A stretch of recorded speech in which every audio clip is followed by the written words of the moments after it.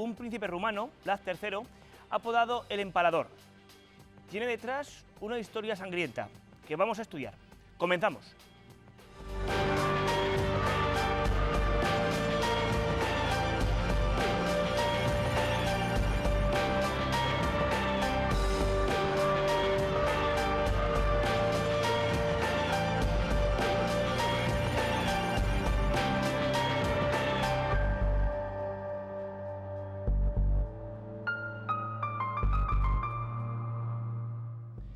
Nos obliga este caso a llegar hasta el siglo XV. Por ello, esta noche hemos contado, por supuesto, con la inestimable ayuda del doctor Paumar, que va a ayudarnos a entender un poco qué pasaba por la mente de este personaje tan siniestro. Buenas noches, César. Buenas noches, David. Y además de César, también contaremos con las intervenciones de José Luis Corral, un afamado escritor y profesor de historia, especialista precisamente en historia medieval, que nos va a ayudar a entender un poco el contexto histórico en el que se incardina la vida de este personaje, del conde Drácula, de Vlad Tepes. Bueno, César, lo primero de todo, antes incluso que darte pie a ti, vamos a entender un poquito de qué personaje estamos hablando. Para ello, damos paso a la primera intervención de José Luis Corral. Bueno, Drácula fue un personaje real, un personaje que vivió en el siglo XV, fue un noble de la zona de Valaquia que luchó contra los turcos y que debido a una biografía muy complicada, muy compleja, tremendamente llena de acontecimientos, por un lado terribles y por otro lado azarosos, se ha convertido en una figura extraordinaria y mítica. Pero esto ocurre con muchos personajes a lo largo de la historia, que por un lado tienen una biografía muy concreta, pero que luego el mito, la leyenda, la literatura, los cantares de gesta, los han convertido o en héroes o en villanos. El caso del conde Drácula es uno de estos, es un paradigma de este tipo de casos, ¿no? Es un hombre que vivió en su tiempo, en el siglo XV, pero que después la literatura lo ha convertido en un mito universal. El profesor Corral añadía en esta intervención que la propia época es una época muy violenta. Estamos hablando del momento, César, en el que los turcos están avanzando, ya han conquistado Bizancio, la zona de Estambul, y entonces estos príncipes cristianos, estos nobles cristianos de esa zona, más bien umbral de la cristiandad frente al avance turco, tenían que defender sus propiedades y luchaban para impedir pues, ese avance. Drácula tenemos que entenderlo dentro de ese contexto, un noble que lucha por sus tierras y para evitar el avance de los turcos. Tras esta primera aproximación sobre el personaje, vamos a ver ahora un poco la ficha de Vlad Tepes. Nombre: Vlad Draculea, Vlad III de Valaquia, más conocido como Vlad Tepes, el Empalador. Lugar y fecha de nacimiento: Sighisoara, 1431. Fecha de su muerte: proximidades de Bucarest, 1476. Delitos perpetrados: 100.000 prisioneros empalados, además de las víctimas masacradas en las batallas. Lugar de los crímenes: Valaquia y alrededores. Naturaleza de los crímenes: torturas, asesinatos, sadismo. Las cifras hablan por sí solas. En nuestro programa hemos estudiado el caso de múltiples criminales y asesinos, pero estamos hablando ahora de 100.000 víctimas empaladas. Es cierto que esto se podría matizar con la cuestión de que en aquella época pues, eran tiempos de guerra, pero aún así, como luego explicará César y tendremos ocasión de escuchar, se trata de una tortura especialmente sanguinaria y cruel, muy lenta, de una muerte tremendamente dolorosa. Antes de entrar a tanto analizar lo que son las torturas como la propia infancia de Drácula, que eso sí que le preguntaremos a César como experto, antes vamos a dejar que el profesor Corral nos cuente ahora un poquito pues, algo sobre la biografía general de este personaje. ¿Cómo llegó a llevar a cabo semejantes brutalidades? Bueno, el conde Drácula nació hacia 1428 en una provincia de la actual Rumanía, que se llama Valaquia. Es hijo de un noble llamado Vlad Dracul. Dracul en rumano significa el dragón. Él era miembro de una orden de caballería, dependiente del rey de Alemania y del rey de Bohemia, y en cierto modo es el hijo de un noble que vive en una zona de frontera, en una zona en la cual hay batallas, hay guerras fundamentalmente contra los turcos. Estamos en un momento en el cual los turcos están comenzando a expandirse por una zona, la zona oriental de Europa, acaban de conquistar o están a punto de conquistar Constantinopla y es una gran amenaza para Europa. La cristiandad reacciona y va nombrando una serie de condes, de duques, de caballeros para que defiendan la cristiandad frente al avance de los turcos. El conde Drácula nace en estas circunstancias, hijo de este conde dragón, que es el encargado de la defensa de Valaquia contra los turcos. Por tanto, toda su biografía está llena de guerras, de batallas en una zona de frontera, en una zona difícil y además en una zona en la cual no solamente hay guerras fronterizas entre dos enemigos, hay guerras fronterizas entre el Islam y el cristianismo, entre el Islam representado por los turcos, que está en progresión, en avance hacia Europa, que es una gran amenaza para la cristiandad, y por otro lado los cristianos que quieren defenderse de ese avance, de ese progreso de los turcos otomanos. Son por tanto dos culturas enfrentadas, dos civilizaciones enfrentadas, y el conde Drácula está en medio de las dos. Lanzamos una pregunta. ¿Cómo se llega a ser capaz de observar cómo una persona se desangra y agoniza entre terribles o atroces dolores? César, ¿cómo se llega? ¿Cómo fue la infancia de un personaje así? Los hechos históricos ya empezamos sabiendo que fue hijo del rey de Valaquia, Vlad Dracul. Entonces la herencia genética a su padre se le apodaba como el diablo, imagino que no sería por su simpatía, con lo cual pues ya tenemos ahí ese factor. Ya desde pequeñito mamó toda la crueldad y traiciones políticas en primera persona. De hecho fue entregado por su padre a los otomanos como rehén político a los 13 años. Pasó su infancia pues eso, en unas condiciones de desapego emocional con su familia. Se supone que es ahí donde aprendió y donde empezó a tener esa predilección, esa preferencia por las torturas que empleaban los turcos, y en particular por el empalamiento, para posteriormente, a los 17 años, volver del exilio a su patria natal para ser testigo de la muerte de su padre y de su hermano en condiciones violentas. Eso, desde luego, estos hechos tan traumáticos, está Pero, claro por cierto, que... algo tremendo, porque según los datos, su padre fue prácticamente apaleado y su hermano enterrado vivo. Quiero decir que ni siquiera en aquel momento eran muertes, por así decir, más tranquilas, sino que eran muertes crueles también. Por eso digo eso, que es una época en la que la política era una política cruel y despiadada. Estamos hablando de la época medieval.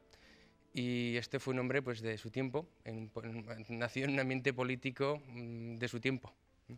Y claro, emergió de ahí y fue llamativo dentro de la política, pues empleando las estrategias que entonces eran las más vigentes. Pero antes de entrar en ese tema, y ya que te he preguntado por la cuestión de la infancia, aquí le vemos ahora en pantalla pues, la imagen que ofrecía, una persona robusta, de poca estatura, pero en su infancia hay un episodio del que hay que hablar obligatoriamente, y es el momento en el que cae en manos de los turcos. Porque, si no me equivoco, su padre se ve obligado a hacerlo para un pacto político con ellos. O sea, que me imagino que su convivencia dentro del ambiente turco en aquella época también tuvo que marcarle, ¿no? Sí, como es lo que te digo, que ya desde pequeño formó parte, fue un instrumento político en el que su padre lo entregó a los enemigos de forma de afianzar esa alianza, ¿no? De la forma en que antes, pues, mediante los lazos de parentesco, mediante las coacciones familiares, pues se conseguía un cierto grado de equilibrio político. O sea, eso ya desde pequeño. Y también existe el dato que yo no sé si realmente se ha muy contrastado con la realidad y que he encontrado por ahí, de que como en otros asesinos tenía esa facilidad o ese afán por torturar animales, ¿no? Ese sadismo infantil que hemos encontrado en el desarrollo de otras personalidades, con esa capacidad para disfrutar haciendo daño a los demás, a la que luego sacó tanto provecho. Sí, sin duda. Y me imagino que de los turcos todo lo que aprendiese no sería tan bueno, ¿no? También a torturar, porque el empalamiento es una... En ese momento el empalamiento es una tortura típicamente turca. Bueno, típicamente no, existía ya en el siglo V a.C., pero posteriormente los que más la usaban, y de hecho él, donde la conoció y donde la vivió y fue testigo, fue en su convivencia con su enemigo, que eran los turcos, los otomanos, que primero fueron aliados, luego fueron enemigos. Por eso digo que fue un clima muy enrevesado de traiciones y de amenazas y de... Lo que queda claro es que la Edad Media, pues, esa época oscura, y supongo que todo el mundo convivía, en cierto modo, con la próxima presencia de la muerte, ¿no? Y de la sangre. A continuación, nos surge una duda, ¿no? Y es la cuestión: hay mucha gente que comete atrocidades, pero sin embargo no consigue esa inmortalidad en cuanto a la fama. Drácula es hoy una presencia viva, no se ha olvidado, y hace ya 5 siglos de sus hechos, de sus acontecimientos. Aunque Bram Stoker lo resucita para su novela a finales del 19, por cierto, adoptándolo un poco para su figura de vampiro, que no se ampara para nada en la realidad. Es decir, de Drácula se habla, pues, de muchas atrocidades, pero desde luego no vampirismo. Pero del personaje histórico, la pregunta que surge es cómo es posible que por lo menos hasta Stoker siguiese vivo, ¿no? porque lo cierto es que es un personaje que ha superado el paso del tiempo. ¿Qué ocurrió? ¿Dónde está el origen de su leyenda? Bram Stoker se lo encontró por casualidad en una biblioteca, el nombre, una referencia, pero lo cierto es que seguía siendo presente y visible. Vamos a ver ahora cómo el profesor Corral responde a esa pregunta. ¿Dónde está el origen de la leyenda de Drácula? Bueno, Drácula, el conde Drácula, se llamaba realmente Vlad Tepes, es el conde tercero de este nombre, en Valaquia. Ha pasado la historia sobre todo por la leyenda. Él fue uno más de esta serie de nobles que defendían un territorio fronterizo, estas guerras que decíamos antes entre el Islam y el cristianismo, entre los turcos y la cristiandad europea. Él ha pasado la historia fundamentalmente desde el punto de vista mítico, porque ha sido convertido en un mito como un hombre cruel, como un vampiro, a partir sobre todo de la literatura. Pero en realidad, en su tiempo y en su país, en Rumanía, es considerado un héroe porque Vlad Tepes III es considerado como el gran defensor de la cristiandad, es decir, el gran defensor de la nación rumana ante el avance de los turcos. Es como una especie de liberador, una especie de héroe de la independencia rumana, de la independencia de Valaquia frente al imperio turco. Por tanto, ha pasado a la historia en su país como un gran héroe y en cambio ha pasado a la historia a través del mito y de la leyenda, pues poco menos como un vampiro, gracias, entre otras cosas, a la literatura occidental. Tras estos minutos de escuchar tanto al doctor Paumar como al profesor Corral, antes de continuar vamos a ver ahora en imágenes ese montaje de vídeo que hace un recorrido por esa biografía, por esa trayectoria de Vlad Tepes. El famoso conde fue uno de los 3 hijos de Vlad Dracul, de quien viene el término Drácula o Draculea, hijo de Dracul, quien fue acogido en la Orden del Dragón de manos de Segismundo de Luxemburgo. Como noble cristiano, en una zona amenazada por el avance otomano, estuvo toda su vida luchando contra el avance turco, además de defender su territorio de la amenaza húngara. Vlad III, príncipe de Valaquia, dentro de Rumanía, nació en la hoy ciudad rumana de Sighisoara en 1431 y murió asesinado en diciembre de 1476 en las cercanías de Bucarest. También es conocido como Vlad Tepes, el empalador, por la crueldad con la que torturaba y castigaba a sus enemigos, empleando sobre todo la tortura del empalamiento. Al menos 100.000 personas murieron de esta manera, enemigos, traidores, delincuentes de todo tipo y las familias de todos ellos, incluyendo a los bebés y a miembros de su propia milicia que merecían ser castigados. De carácter brutal y sanguinario, fue el más temido de todos los gobernantes de Europa Oriental en el siglo XV. Vlad se hizo famoso por 3 cosas: su increíble arrojo y valentía en las batallas, su implacable sentido de la justicia como gobernante y su extraordinaria crueldad. En 1476, los turcos le sorprendieron desprevenido con una escolta de solo 200 hombres y le dieron muerte. La cabeza de Vlad fue enviada a Estambul y exhibida públicamente. Bram Stoker basó su novela Drácula, publicada en 1897, sobre la figura histórica de Vlad Tepes, aunque convertida en vampiro.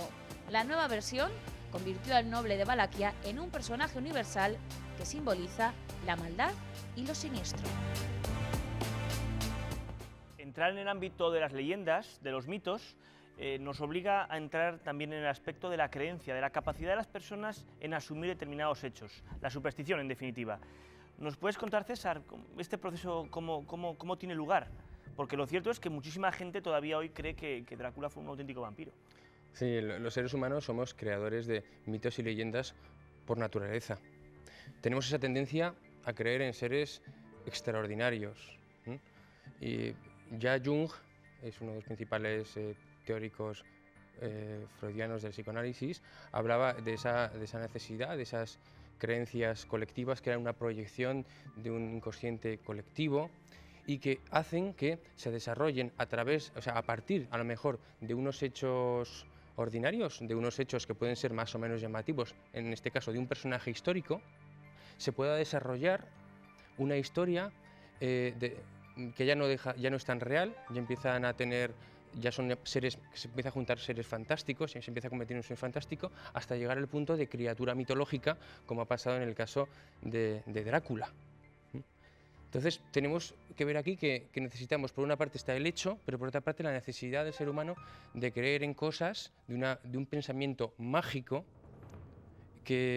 común, que forma parte de la cultura, que forma parte de la forma de modular los sentimientos culturales grupales a lo largo del tiempo, que es difundido mediante la palabra, mediante los cuentos, en un primer momento prehistórico. Posteriormente, con la invención de la imprenta, pues estos mitos se distribuyen mucho más rápido y de una forma mucho más, digamos, aparte de perdurable, de una forma más textual. Y posteriormente, a través del cine, podemos entender que la capacidad de los medios de masas, en particular el cine, es lo que más ha difundido la figura del vampiro, ¿no? Entonces ha sido un proceso, poco a poco, de construir un mito, una leyenda, en base a unas necesidades psicológicas de creer en una serie de criaturas extraordinarias que dan una respuesta mágica a los grandes, generalmente, a las grandes dudas de la humanidad. Quiero decir, en el fondo, hay teóricos que hablan que detrás de ese pensamiento supersticioso y mágico, pues está eso, está un dar ese sentido del mundo, de responder a las preguntas de dónde estoy, quién soy, quién es el bien, quién es el mal, que desde luego tiene que ver con la mitología religiosa, pero no solamente con la religiosa. Muchas gracias. Vamos a pasar a un tema un poco más delicado, que es el tema de las torturas. Yo sé que se aparta un poco de tu especialidad, que es la mente y no el cuerpo, pero aún así, por tu formación, supongo que podrás explicarnos un poquito de entre todas las muertes que se llevaban a cabo en la época de Drácula y bajo sus manos o sus mandatos, como ya hemos dicho antes, el empalamiento era su tortura favorita. Cuéntanos un poco en qué consiste el empalamiento. Pues es una práctica de tortura medieval, que en ese sentido los medievales parece que tenían una rica cultura en ese deporte de la tortura. Ya hablamos anteriormente de Inquisición y otro tipo de cosas. La Inquisición, por cierto, también utilizó en ocasiones el empalamiento, aunque no era una tortura frecuente, para esta institución al menos. Sí. Entonces, este tipo de tortura, que generalmente era empleada por los prisioneros de guerra, tenía como objetivo no solamente pues, el matar y torturar o hacer confesar, sino lo que es el aterrorizar al contrario, porque exponías el cuerpo de la persona sufriendo, o sea, una persona a la cual el procedimiento creo que era, pues eso, mediante una estaca, que además era una estaca con punta roma, vemos ahora precisamente imágenes, introducida por el ano, pues mantener a una persona con vida durante unas cuantas horas. Quiero decir, la idea no era matarlo directamente, o sea, que la estaca no traspasase directamente el corazón, sino mantenerlo vivo y sufriendo, en agonía, expuesto, para aterrorizar, servir de ejemplo para los enemigos. Ahora te interrumpo porque estamos viendo una imagen que responde a una leyenda que, por lo menos leyenda, no se sabe si con hechos demostrados, pero lo cierto es que se hablaba de que cuando había estos empalamientos masivos, porque eran masivos, se daban casos en los que el propio conde, efectivamente, como hemos visto en las imágenes, se sentaba donde estaban pues, esas víctimas sufriendo, todavía agonizantes, e incluso celebraba banquetes. Bajo, pues decían esa sinfonía de gemidos de agonizantes, ¿no? Incluso bebía copas de sangre. Es decir, esas son unas cosas que se han dicho, que no sé, el historiador sabrá si son ciertas o no son ciertas. El caso es que era una persona que sí que se dio a conocer como el empalador, precisamente por la... Más de 100.000 víctimas. Por la preferencia por este tipo de tortura tan sanguinaria y, como digo, tan creadora de miedo, ¿no? Porque además tiene que ver un poco con el tormento romano de la crucifixión. Si nos fijamos, hay una persona expuesta, atada a un poste, sufriendo hasta su muerte. O sea que... Sí, como tú muy bien decías, con esa finalidad intimidante, son siempre torturas que dejan a la víctima muy expuesta, como ejemplo. Efectivamente es una tortura, como ha dicho el doctor Paumar, tremendamente dolorosa. El propio peso del cuerpo va haciendo que la estaca, que el palo, vaya avanzando dentro de las entrañas hasta salir pues, por algún orificio como la boca y demás, atravesando poco a poco, destrozando por dentro a la persona. Y dicen que la agonía puede durar bastantes horas. Claro, la idea es eso, la idea no es que le atraviese el corazón y la idea no es que la estaca esté afilada, porque entonces digamos que el tormento acabaría pronto. O sea, la idea es que se muera, pero se muera entre dolores y se muera de una forma absolutamente escandalosa y absolutamente llamativa. Fruto de las declaraciones, de los comentarios que ha hecho el doctor Paumar, nos surge una nueva duda. Si es cierto que Drácula empleaba el empalamiento como instrumento para intimidar, y de hecho así fue, porque en más de una ocasión los turcos no siguieron avanzando después de ver miles de estacas con víctimas, la pregunta es, ¿Drácula es un sádico o es un estratega? ¿Para qué utiliza el empalamiento? Vamos a ver lo que contesta el profesor Corral.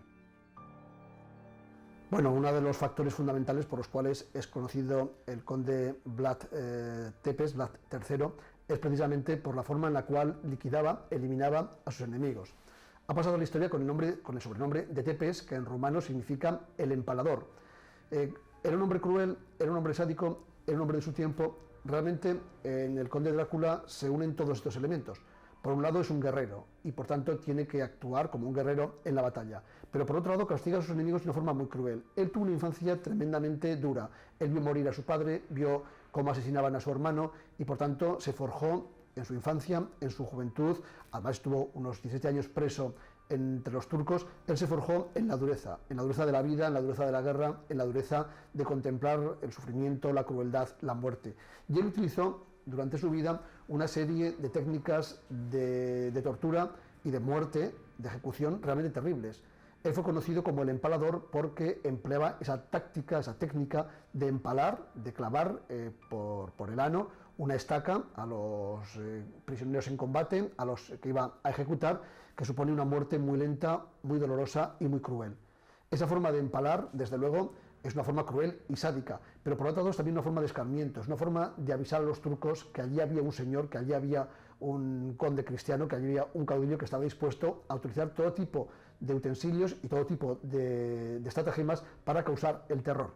Por tanto, además del sadismo y crueldad que obviamente este tipo de actuaciones entraña, es obvio que también Drácula utilizó de alguna forma el terror, utilizó esta forma de ejecutar a sus víctimas como una especie de escarmiento, como una especie de elemento de prevención para aquellos que intentaran ocupar su territorio, ocupar el condado de Valaquia.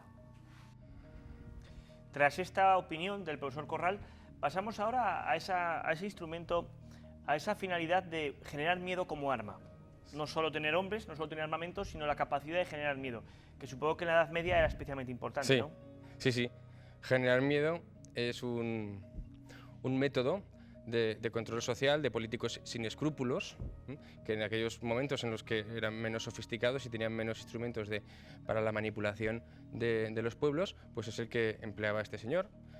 Parece que tenía esa facilidad personal, Vlad Tepes, primero, para no tener miedo a él, y segundo, para producir miedo a los demás. Quiere decir que sí, parece que nació para eso, se cultivó para eso y parece que lo hacía muy bien. De hecho, no solamente atemorizaba a los enemigos, sino que en su propio país la forma de aplicar justicia era a través del miedo. De hecho, yo he visto una anécdota que era la de no sé si la habrás oído tú, la de la copa, la del cáliz de oro en la plaza, y de lo convencido que estaba de lo atemorizada que tenía a su pueblo, que se jactaba de dejar un cáliz de oro en mitad de la plaza, sabiendo que la gente le tenía tanto miedo que iba a coger ese cáliz, iba a beber de la fuente y lo iba a dejar en su sitio. Hasta tal punto tenía acobardado, era un sometimiento a través del miedo. No olvidemos además que en aquella época la población era muy inculta y tremendamente supersticiosa. Pero es que eso lo seguimos siendo, en parte, seguimos funcionando así. Quiero decir, el alarmismo social es peligroso, pero se sigue empleando y despierta reacciones masivas de evitación, de huida, incluso de agresión. Y se sigue empleando y desde luego no tenemos ejemplos demasiado lejanos en el tiempo ni geográficos en los que vemos cómo a través de los medios de comunicación, en este caso, pues con según qué fotos y según qué documentales y según qué declaraciones de según qué políticos, perfectamente podemos crear una corriente política de miedo y de agresividad. Precisamente en ese tema salía Moore con uno de sus últimos documentales que hablaba de que en Estados Unidos sí que se había conseguido a través de este tipo de herramientas y de los medios generar una cultura del miedo que se puede manipular para pues satisfacer determinados metas, determinados objetivos de la clase política. De hecho este hombre eso lo usó como estrategia política. Era una estrategia política válida en ese tiempo. De hecho era de las pocas estrategias políticas que había, o sea, las más bestias, ¿no?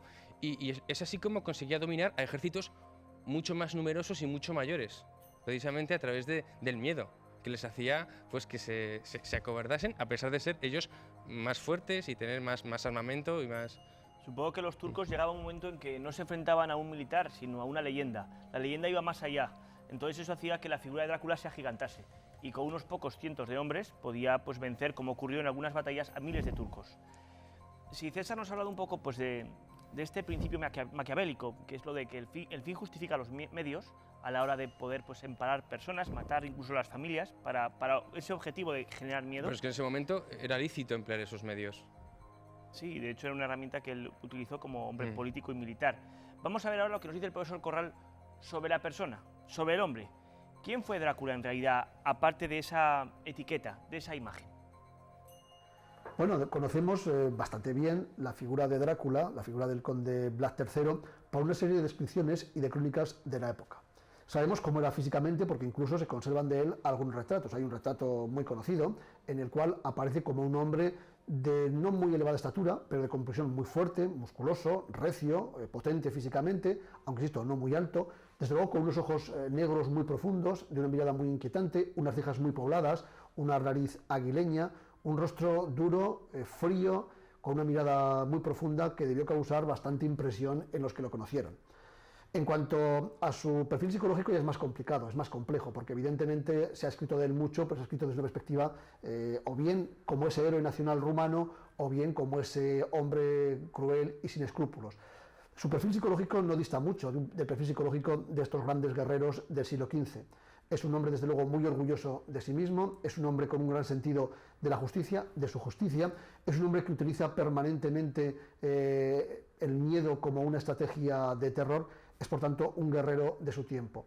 En ese sentido, no muy diferente a los muchos soldados, a los muchos condes, a los muchos nobles que vivieron en aquel tiempo. Ahora bien, el mito, la leyenda, lo han convertido en un personaje muy especial, pero en realidad no era muy diferente de la gente de su tiempo. Drácula, un personaje de terror, cuyo camino se vio salpicado de empalamientos. Antes de pasar al perfil de sus víctimas, cosa que hablaremos con el doctor Paumar, vamos a irnos brevemente a publicidad. Enseguida reanudamos este repaso histórico de Drácula.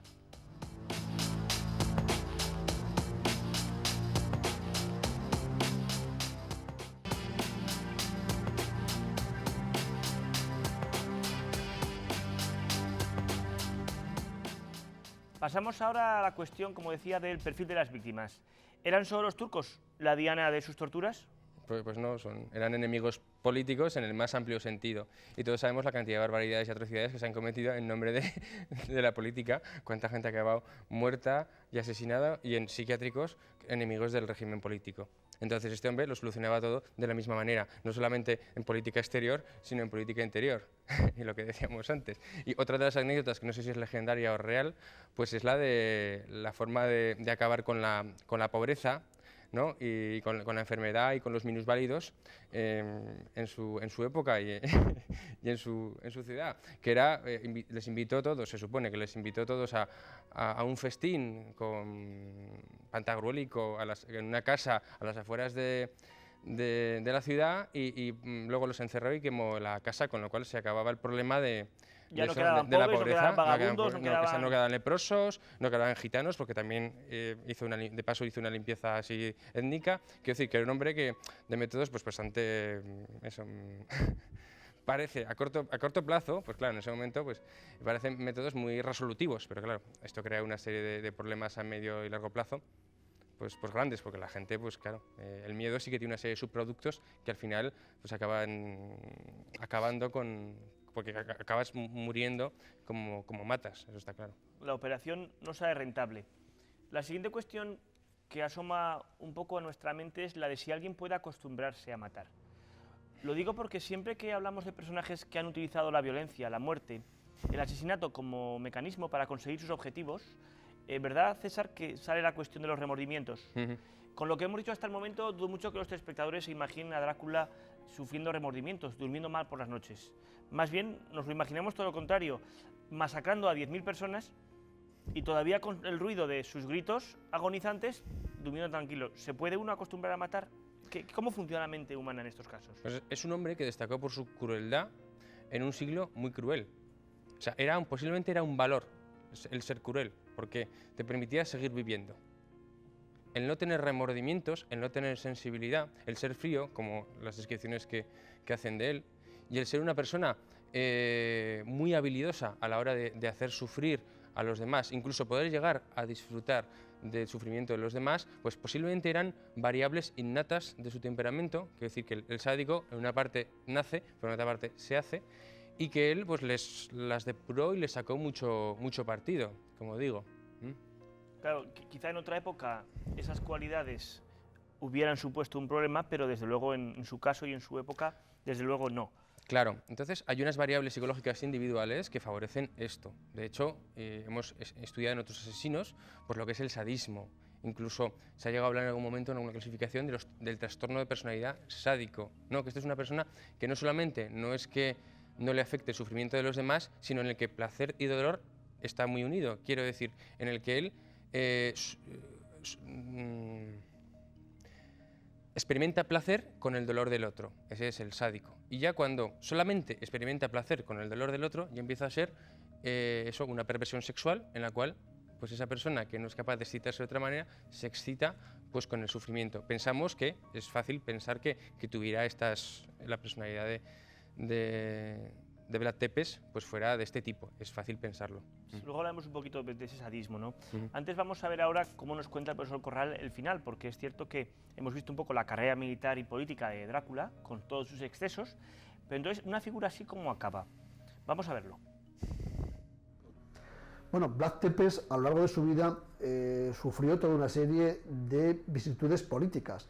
Él fue soberano de Valaquia en 2 ocasiones, fue depuesto, tuvo que exiliarse, volvió al final de su vida de nuevo a Valaquia para hacerse cargo del trono de este principado, y en 1436, el año de su muerte, acababa de recuperar el trono de Valaquia por segunda vez cuando se enfrentó a los turcos.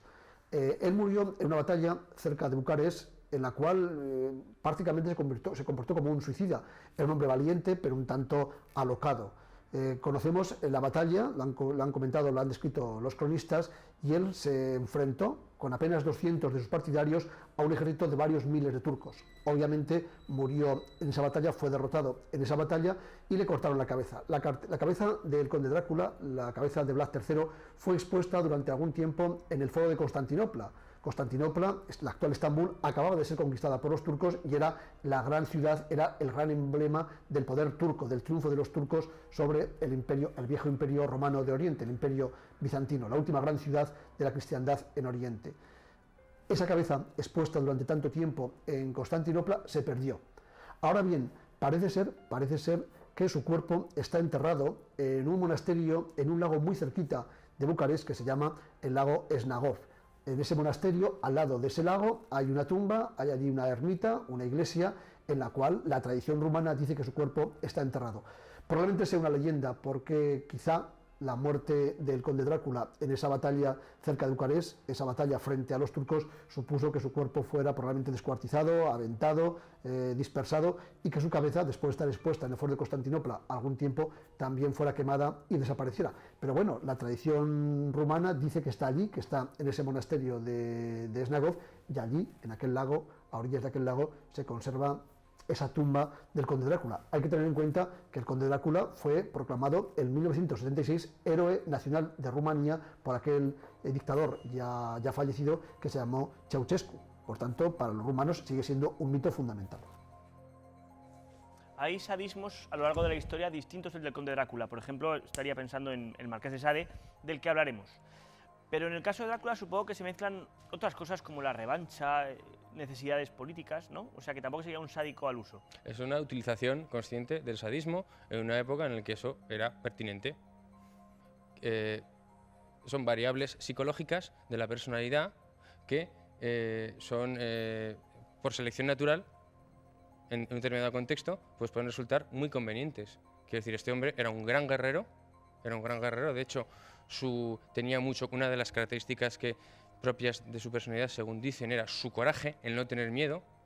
Eso podría ser entendido como irresponsabilidad, o sea, de enfrentarse a ejércitos mucho mayores, pero eso en guerra se entiende como coraje, o temeridad.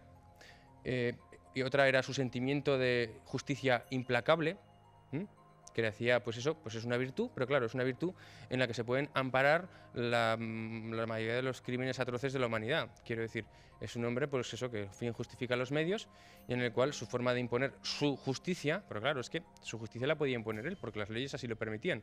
Era un señor Pues, como señor feudal. Claro, entonces, pues por eso digo que estas variables de personalidad, que podrían suponer un trastorno de personalidad en estos tiempos, podrían hacer que entonces pues este hombre fuera lo que fue, un político de éxito. Y viceversa, no podemos entender, por ejemplo, a Zapatero como príncipe de Valaquia. ¿Por qué?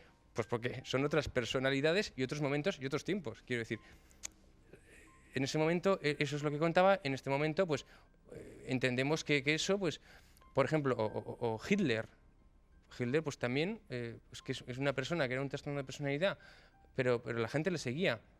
Quiero decir, son cosas que en un determinado momento, en un determinado contexto, Sí. pueden parecer que son rasgos de personalidad que pueden resultar desadaptativos para la sociedad, o se pueden hacer que una persona sea expulsada de la sociedad por criminal y en otro momento puede resultar que esa persona sea ensalzada como héroe. Como el caso de algunos zares rusos también especialmente Claro. sanguinarios. No obstante, a partir de todo lo que hemos dicho, uno no saca la conclusión de nada que ver con el vampirismo, cosa que a muchos telespectadores sorprenderá, puesto que hoy día si a algo se asocia a la figura de Drácula es a la figura del vampiro. Es cierto que es a partir de Bram Stoker con su novela Drácula a finales del 19 cuando se le inmortaliza precisamente así, como bebedor de sangre, como muerto viviente. Es cierto que la escenografía ayudaba, porque en aquella época, lógicamente, los nobles vivían en mansiones, vivían en castillos, eso asociado a lo sanguinario, a determinada, si quieren, fotografía, que diríamos ahora, ayuda. Sin embargo, la leyenda del vampiro va mucho más allá. Le preguntábamos al profesor Corral precisamente por esa leyenda, más allá, como digo, de la figura de Drácula. Los vampiros a lo largo de la historia siempre han tenido una vertiente, una visión muy tenebrosa, muy terrible. Casi siempre asociamos la figura de un vampiro a un personaje siniestro que sale de noche, que vive en un castillo, siempre es un castillo en lo alto de un risco, un castillo inaccesible, un castillo de aspecto neogótico, y esta es la imagen que ha reflejado la literatura del Conde Drácula. Desde que en 1897 Bram Stoker publicó su famosa novela, después de la cual se han hecho un montón de películas y un montón de versiones, la imagen que tenemos de los vampiros es precisamente esa. Ahora bien, a lo largo de la historia, el mito del vampiro ha aparecido en numerosas ocasiones. Hombres o mujeres que beben sangre de otros hombres o de otras mujeres, que se alimentan de sangre humana, que viven en castillos o en lugares inaccesibles, que solamente salen de noche, que les molesta la luz. Todo eso está en la literatura, todo eso lo ha creado la literatura. Evidentemente hay unas bases científicas, hay unas enfermedades, son muy raras, muy extrañas, pero de vez en cuando hay individuos que tienen fotofobia, que no pueden ver de día porque la luz les causa unas enormes molestias. Eso produce que al no darles el sol tengan la piel muy clara, que se les vean prácticamente las venas por entre la piel y que tengan un aspecto casi vampiresco. Es una enfermedad que ha producido algunos individuos y que, bueno, pues mezclando la leyenda, mezclando la literatura, mezclando la mitología y con esta enfermedad que se da en algunos casos y en algunos seres humanos, pues la figura del vampiro se ha ido a lo largo de la historia perfilando hasta esta novela de Bram Stoker. Pero sí que es cierto que en la mitología de prácticamente de todos los pueblos aparece la figura del vampiro, del vampirismo, como un ser humano que bebe, se alimenta de sangre de otros seres humanos. Y obviamente eso se relaciona con un ser en la naturaleza, con un animal que es un murciélago, el vampiro, que bebe por la noche, se alimenta con la sangre de otros animales. Por tanto, literatura, mito, el cine sobre todo, han construido del vampiro una figura absolutamente fabulosa, absolutamente inventada, pero que está hecha con retazos de seres humanos, con retazos de historia, con retazos de mito y con retazos también, obviamente, de fábulas. Drácula fue sanguinario, pero no un vampiro. Eso parece que queda confirmado. Para acabar el programa nos queda pues esa pregunta que siempre le formulamos al doctor Baumar como experto que es en trastornos de la personalidad y que en muchos casos pues te pedimos que hagas elucubraciones, porque ¿cómo pedirte que hagas un perfil, que traces un perfil psiquiátrico del Conde Drácula? Que es lo que vamos a pedirle, lo que le estoy pidiendo, vamos. Sí, es que... Aventúrate con la información que tenemos. Claro, esto hay que tomarlo con cautela porque si no me expulsan de la sociedad Por de supuesto. psiquiatría, quiero decir que... Imagínate que tuvieras... Son cosas así coloquiales que digo como persona más que como psiquiatra. Entonces yo puedo decir de Drácula eso, que es un asesino en masa político, como otros muchos que ha habido, que desde luego, lejos de ser considerado un demonio en su tierra, fue considerado un héroe. Quiero decir que estas habilidades Debemos decir, perdona que te interrumpa, porque es un dato que también se tiene que saber. El malogrado líder Ceausescu lo declaró hace unos años como héroe nacional de Rumanía. Claro. Quiero decir que esto es un dato como muy significativo para entender lo que muy bien decías antes, que hechos terribles, en según qué coyunturas históricas, pueden incluso interpretarse como algo positivo. Es un dato, perdona que te he interrumpido, pero era como muy oportuno. Continúa, pues. Un político de su tiempo, en un tiempo muy difícil, con una serie de virtudes como el coraje, como el patriotismo, que en su momento pues eran las que convenían, y que posteriormente pues hemos valorado a esa crueldad como algo negativo y lo podemos convertir como un demonio y crear una criatura mitológica, un engendro mitológico como es a través de la novela de Bram Stoker y posteriormente del cine, de Murnau, etcétera, etcétera, podemos convertirlo en la encarnación del demonio, del mal, etcétera, etcétera, pero recordemos que este hombre simplemente lo que es el bien o el mal depende del punto de vista. Que este hombre era cruel, eso es obvio. Que tenía facilidad para la crueldad, eso es obvio. Que en estos momentos, pues a lo mejor sería un trastorno de personalidad, lo consideraríamos un trastorno de personalidad antisocial, a lo mejor, o a lo mejor un trastorno de personalidad paranoide, o a lo mejor un trastorno de personalidad sádico, y a lo mejor pues sería, si no encontrara forma de dar salida a esos impulsos, pues estaría en una cárcel. Pues a lo mejor es verdad. Quiero decir, pero este hombre era un guerrero, y para ser guerrero y político, pues lógicamente tenía que ser despiadado, con falta de remordimientos, agresivo, tenía que ser impulsivo, tenía que ser de creencias rígidas, quiero decir, y desde luego era una personalidad muy fuerte, por decirlo de alguna manera.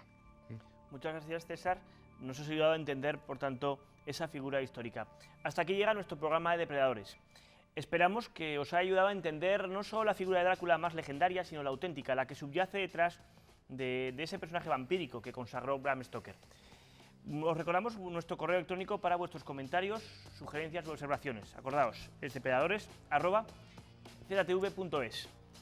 Muchas gracias, César, por tu colaboración. A ti, por la Asimismo, invitación. también se lo agradecemos al profesor Corral por sus intervenciones y os emplazamos a nuestra próxima cita, donde seguro os sorprenderemos con un nuevo caso siniestro. Buenas noches.